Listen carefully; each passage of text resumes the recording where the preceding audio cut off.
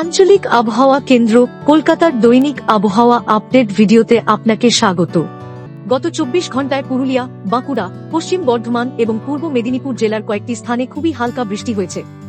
রাজ্যের বাকি জেলাগুলিতে শুষ্ক আবহাওয়া বিরাজ করেছে।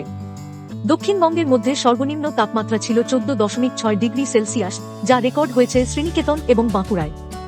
উত্তরবঙ্গের সমতল ভূমিতে সর্বনিম্ন তাপমাত্রা 12 ডিগ্রি সেলসিয়াস, যা আলিপুরদুয়ারে নথিভুক্ত হয়েছে।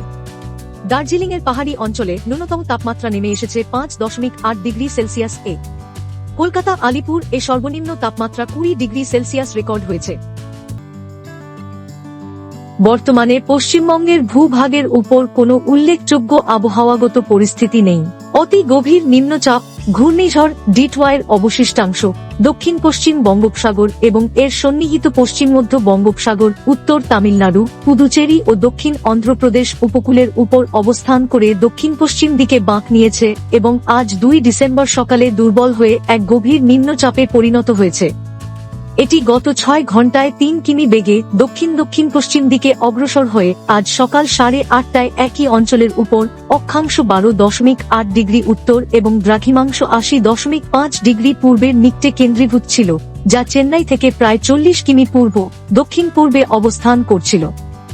এটি আগামী 12 ঘন্টায় উত্তর তামিলনাড়ু, পুদুচেরি উপকূলের দিকে দক্ষিণ পশ্চিমমুখী অগ্রসর হয়ে নিম্নচাপের তীব্রতা বজায় রাখার খুব সম্ভাবনা রয়েছে। এরপর উপকূলের দিকে অগ্রসর হওয়ার সময় পরবর্তী 12 ঘন্টায় এটির সুচিহ্নিত নিম্নচাপ এলাকায় পরিণত হওয়ার সম্ভাবনা রয়েছে।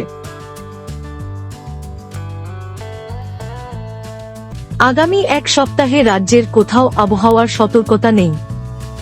প্রধানত শুষ্ক আবহাওয়া থাকবে। উত্তরবঙ্গের ক্ষেত্রে পরবর্তী 4 দিনে তাপমাত্রা ক্রমশ 2 থেকে 3 ডিগ্রি সেলসিয়াস হ্রাস পাবে এবং দক্ষিণবঙ্গের ক্ষেত্রে পরবর্তী 4 দিনে তাপমাত্রা ক্রমশ 3 থেকে 4 ডিগ্রি সেলসিয়াস হ্রাস পাবে।